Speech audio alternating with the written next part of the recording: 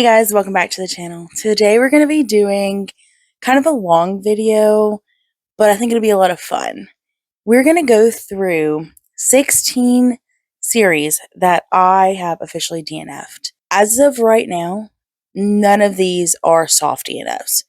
So I may come back to one or two of them in the future, but as of right now, I'm not bothering. I'm going to give you a quick summary of the book, and then I will tell you why I DNF'd it. Some of these I finished the first book, or I finished the first two, and then just DNF'd the rest of the series. Some of these I DNF'd the very first book. So we got a wide variety of DNFs happening, and let's get started. The first one on this list is The Expanse by S.A. Corey, James A. Corey, something like that. This one is a science fiction novel set in space. So we're following this one dude who is doing these like cargo run types of things, and he ends up finding a secret, and his crew starts getting attacked because of this secret. And we're also following this detective who is looking for a girl, and apparently she's like the key to everything. I don't know. Listen, I got so lost in this. And this one is one that I think it was a me problem, not a book problem. Because if it has to do with space, I get lost super, super fast. Like, I don't know what it is. I can follow a fantasy novel and it not be a problem. You can have a war happening and I'm with you. As soon as we move into space, I'm out. Like, I don't understand what's happening.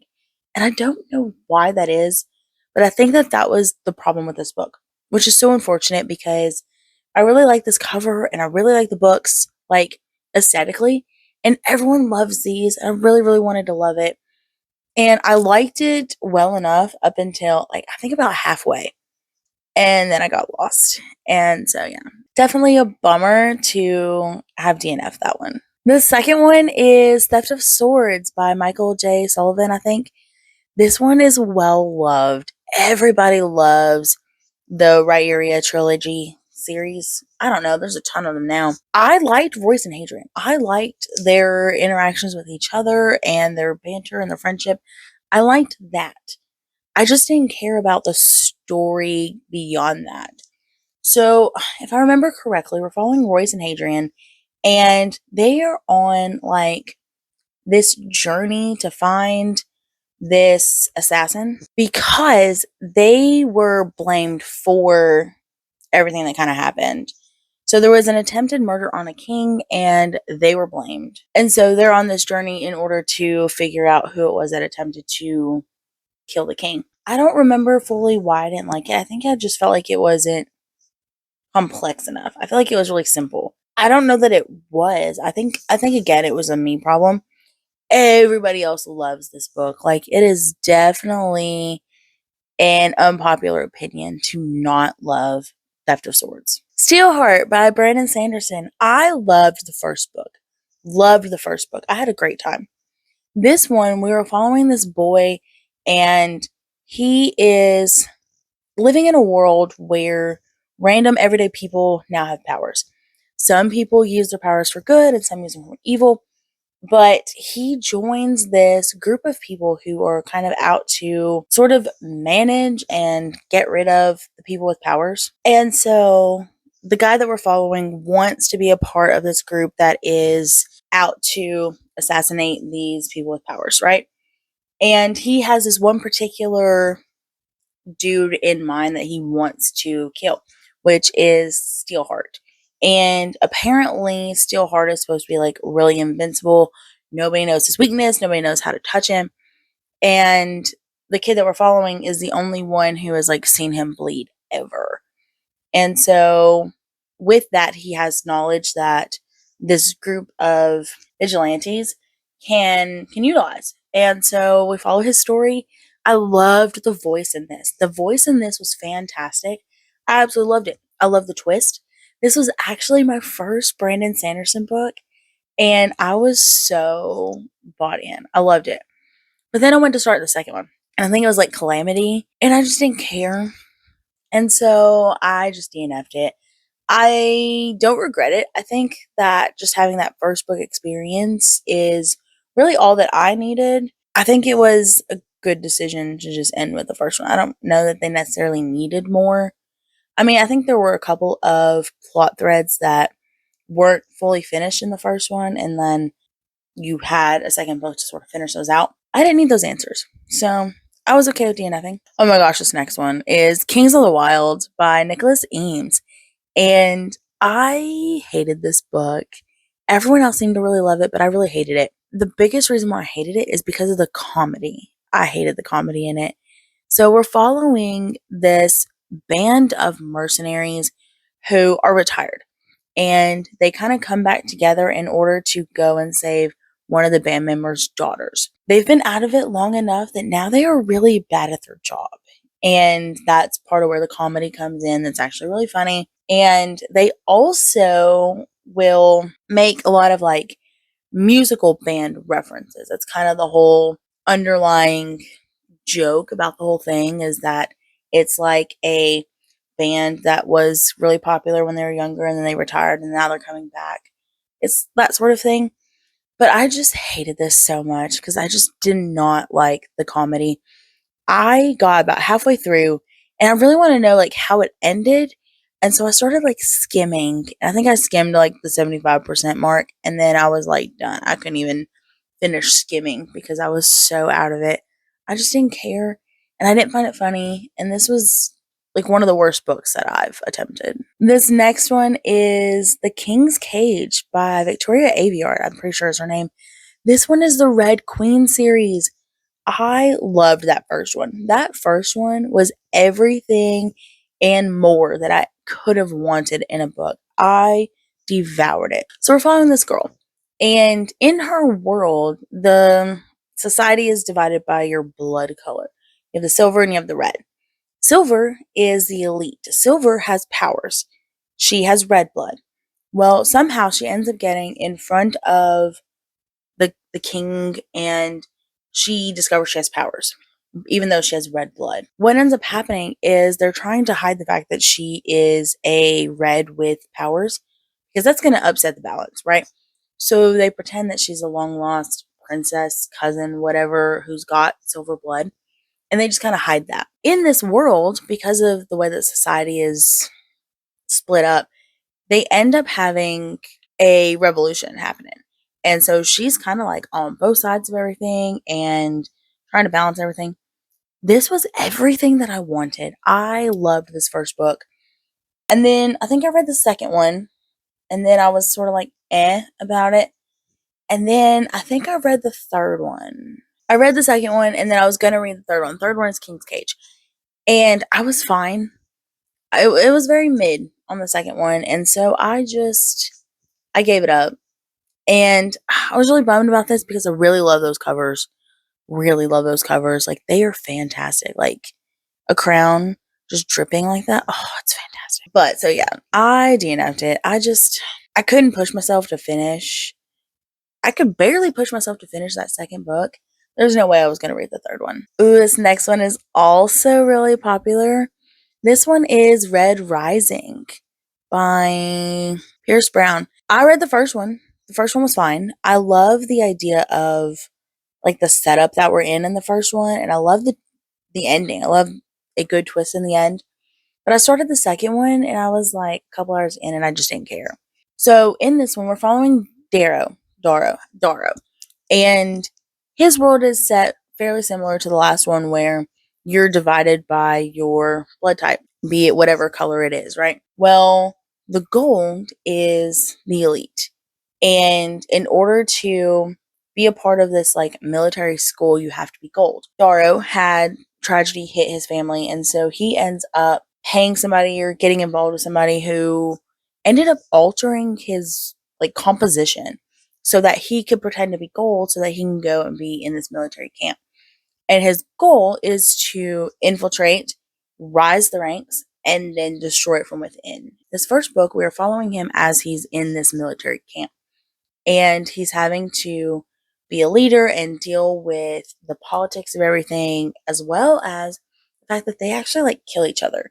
And they're doing like this big military like war. Like they are in, I don't know, I kind of picture like a forest and they're all on teams and they're basically reenacting a war and they're actually dying. But the elites are trying to figure out like who is actually going to be a leader and who is actually going to be an asset to our teams. So, first book was pretty cool. I didn't really much care for Darrow, whatever. You know who I'm talking about. I didn't much care for him, but I liked the storyline. And I think that that may not have been able to carry me enough into the second book. And I think that's why I ended up DNFing. This next one is one that I really wished I had loved, but it is the Gentleman Bastard series. I read the first one, The Lies of Locke Lamora. I sort of liked it. It was fine. I wanted to love it more. I think the issue was like the writing style and like the time period. It felt a little bit like old timey, if I remember correctly. Like, I think like Shakespeare, not Shakespeare. What's his name? Sherlock Holmes. Sherlock Holmes kind of time frame. And I don't do so well with that kind of time frame. And I think that that was kind of the problem. Is it wasn't very modern day and I need a little bit more modern day, which is funny because fantasy with swords is not modern day, but I can follow that. I don't know. I'm just weird. But so I think that this one was a me problem because I liked how it was written. I enjoyed the flashbacks that we got in the middle of like a scene that explained how we got out of that scene. I love that. I really didn't have any complaints about it. I just didn't care as much as I wanted to. This next one is The Coward by Stephen Orion, something like that. This was also one that I desperately wanted to love. I love the premise of this. So we're following this guy, Kel, and he had gone out on this quest with some dudes, and they ended up killing the thing that they went out to kill, and they saved the entire nation, basically. But Kel was the only one who survived. So he came home and he got to revel in the glory of being a hero and all of these things. And now it's 10 years later and Kel's living like a quiet life. But then something new is like brewing out in the borderlands, whatever. And he has to get a team and go out and do it again, essentially. Well, what nobody knows is that Kel was lucky. He's actually a coward and he's not into risking his life for anybody. And he has a big secret about how all of that went down the first time around. The premise of this is so good. I so wanted to love it, but it ended up not going in the direction that I wanted it to go in. Like, I was really disappointed with some of the choices that were made. And I can't tell you because it's like the spoiler part of it. It's the parts with him being a coward and all that. And so I can't really tell you. But just know that I was disappointed and it was totally a me thing. Like, totally a me thing because I wanted it to go a certain way and that was my expectation. And I didn't get that expectation. And so now I'm sad. And so I just didn't read the next book. I think there's two in the series and I just didn't read the second one. The next one on this list is Percy Jackson. And I didn't read these when they were popular or even when they were coming out. I read this like a year or so ago. Like, this was not long at all that I read this. So, we're following Percy, who is a teenager, and he is having a hard time at school. He doesn't get along with his stepdad or mom's boyfriend, whoever he is. And he finds out that he is actually the son of Poseidon. So he goes to this Camp Half Blood or something like that, and he learns how to be a warrior a little bit. And while he's there, he finds out that someone has stolen Zeus's lightning, and he gets blamed for that. So now him and his friends have to go on a quest in order to find the actual thief and get people to believe that he actually didn't steal it. And I loved the movies. I really loved both the movies. I mean, I know that people give them a hard time, but I really liked the movies. And I think that that was part of the problem going into the book is that it wasn't similar enough in the ways that I wanted it to be similar to the movie. And so because of that, I just didn't care for it. It also read very young, which is the point. It is for a young audience, and I think I was in my 30s, so I just didn't appreciate it the way that other people would have. And so I just didn't continue on. This next one is Foundryside by Robert Jackson Bennett. This one had a really interesting premise. We're following this girl who is a thief, but it's different because everything that she touches, she can like hear it talking to her, and like the soul on the inside of whatever it is. And so she ends up taking this job, and she ends up stealing whatever it is that she was supposed to steal. And it turns out that it was a key, but not just any kind of key. Like, this key talks, and this key could change their entire world as they know it. And so, with the key's help, they are attempting to keep this power out of the hands of those who want it. And those people are out to get her. I mean, they will kill her if needed to get this key, because this key is that important. I liked this well enough for the most part. I just didn't care enough going into the next one. Like, I love the premise of it. I could understand everything, which is surprising, right? But I don't know that I connected as much as I wanted to with the characters. I liked the premise and the storyline itself. I just didn't care. That seems to be a common trend with these, is if I just don't care, then I don't continue on. And that's usually the problem. This next one may hurt some people. I DNF Farseer. I think I read all of the Assassin's Apprentice, which is the first one, I'm pretty sure. And I didn't read any of the others, and I barely got through Assassin's Apprentice. I liked part of the storyline well enough, but there were parts of it that I just didn't care. I think I just wanted more. I think that that was the problem with this one, is that it was so hyped and so well loved, and I just wanted more. And they're so long. Like, there are so many of these. I think there's like 16 in this whole like world. So if I'm going to be in this world for 16 books, then like I want to love it. And I just didn't love it. Like, I liked Fitz well enough. I liked his skills that he has in this. I liked his interactions with the little girl. I don't remember her name at all. I just didn't care. This next one is Shadow and Bone by Leigh Bardugo. Specifically, that first set, the Grisha trilogy set, Six of Crows, perfect. No notes, loved it. It was the first set that I didn't much care for. And I think maybe part of the problem is that I read Six of Crows first, and then I read this one, and I just didn't care. Like, it was not as dark, and I didn't like the main character as much. Um, I don't even remember fully what it was about. I just remember that we were following this girl, and she is at some sort of orphanage when she's little.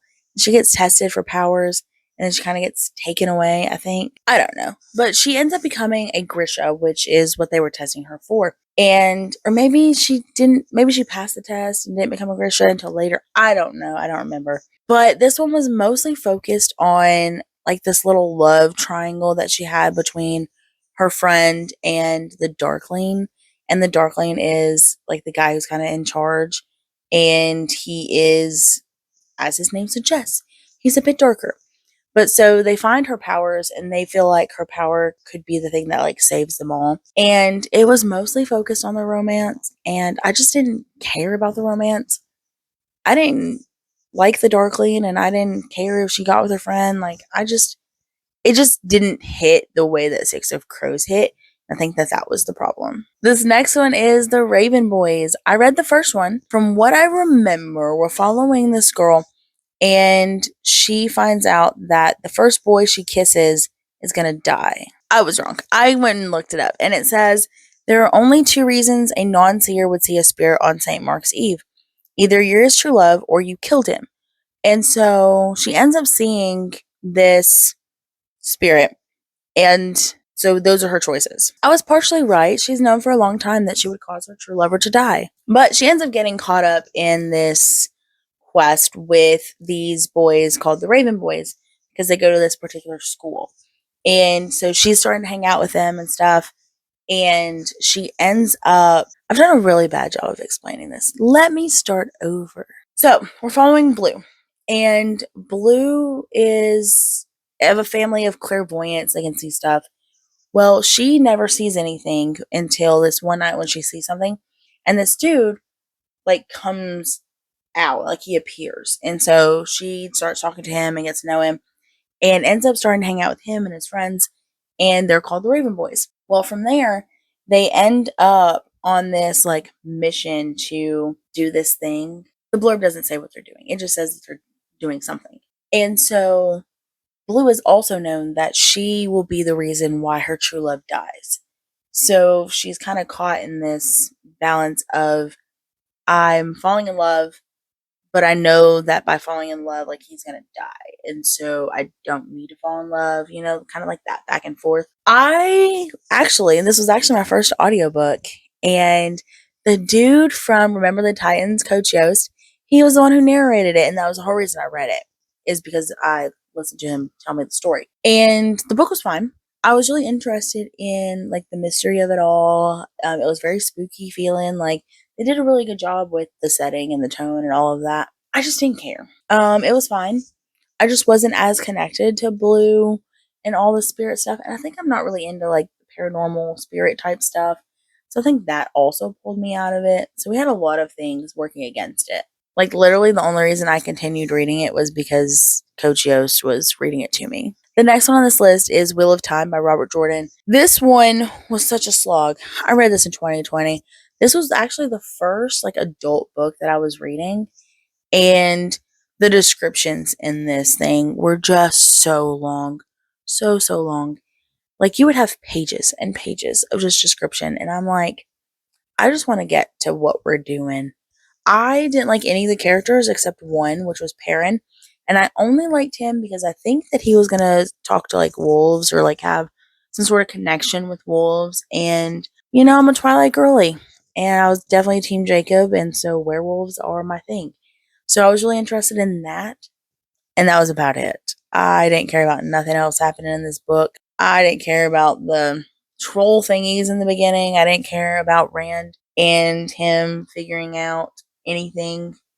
I didn't care. Perrin was the only reason I was hanging around, and I can't justify 14 books just for Perrin. And you know what? I also wanted to read it because Brandon Sanderson finished the series, and I can't read, 10, 11 books just to get to Brandon Sanderson's 3 that he wrote. Can't do it. So I gave up on this series. I did finish the first one. I think I read the first couple of pages of the second one, and then I was like, you know what, I can't do it. So I bailed. This next one is Black Prism by Brent Weeks. And this one really hurt when I DNF'd it. This one, I didn't explain Wheel of Time. Brief intermission, no. Brief sidebar, as I realized I did not explain the Wheel of Time. Honestly, I don't even know that I could explain the first one. It's the Eye of the World. We're following these kids as they are kind of, like, chased out of their town, and they're met up with this, I don't even know what she is. I think she might have magic, and her bodyguard, and they're, like, taking the boys on this trip to do something to kind of get to a place that's safer. I don't know. That's all that I remember. It's your typical fantasy story where you've got your little orphan child who leaves town to go on a quest with a mentor. It's that story. Anyways, Black Prism is the next one, and this one really hurt when I DNF'd it because I loved the premise of this one. This one, your magic users use different colors of the light spectrum. So some users can use, like, yellow, and some can use blue, and some can use a couple of colors, and then, like, rarely you can use all of the colors. That is special, and that's what you want to have. But the price is, the more magic you use, the faster you die. And we're following Kip as he is being introduced to this world. He has no idea what all he's getting into, but he's getting into this world. And Kip learns that he is the son of the current Prism, which is the guy that is basically in charge. He is like the high priest sort of person, sort of emperor, like the dude in charge. And we're also following the Prism's point of view, and that's the part that kept me going. I didn't care about Kip, but I loved that perspective because of the fact that there were so many secrets and twists and things that I didn't expect. And that was fantastic. I loved that part of it. But I got to the end and I was just like, I don't really care. I don't care about Kip and I don't want to keep reading Kip's perspective. And I don't remember why I didn't like Kip. I think I read this in 2020, maybe 2021. And I loved the magic system in this. I love the twist. I love Brent Weeks' writing style. I just couldn't keep reading. And so I DNF'd this one too. And then the last one on this list is The Poppy War. I desperately wanted to love this book, and I am very, very saddened and disappointed that I did not love this book. I didn't even want to finish reading this first one, and I couldn't even bother reading the second and third one. So in this one, we're following this girl who worked super, super, super hard in order to pass a test, in order to be brought into like these military ranks. Within these military ranks, like she is really, really good. Like she is fantastic. She's super smart and she is using this to get out of her previous life. Like her life sucked. She needed out and she got out based on her brain. And so we get to see her in this like school type setting, which I love. I love a school type setting for this kind of thing. She's super targeted because she is an outcast. Like there was no way she should have passed this test. This test is designed for those that are bred within those military families already, and she's an outcast. There's no way she should have passed it, and everyone kind of hates her. And there are like some gods that you can kind of like communicate with, like certain people who have certain abilities can communicate with these certain gods. And that part was fairly interesting, but I think that's kind of the part where I started to like get pulled out of the story a little bit. And so we've got some sort of war brewing, and the girl that we're following is going to get caught up in that war. A big part of why I didn't like this was because of the fact that I was told that it was like super dark, and then I read it and I'm like, what do you mean it's super dark? I don't see any difference between any other of the books that I've read. So I don't know if this was a me problem because of my expectations going into this book. I am pretty sure that my expectations were pretty high because I read it at the time when it was like peak. Everyone was reading this book, everyone loved this book. And then I read it and I'm just like, it's pretty mid. So that was a bummer. Maybe if I had continued on and read like the second and third one, maybe I would have loved it more. But I just didn't care. And I wish I loved it, but I don't.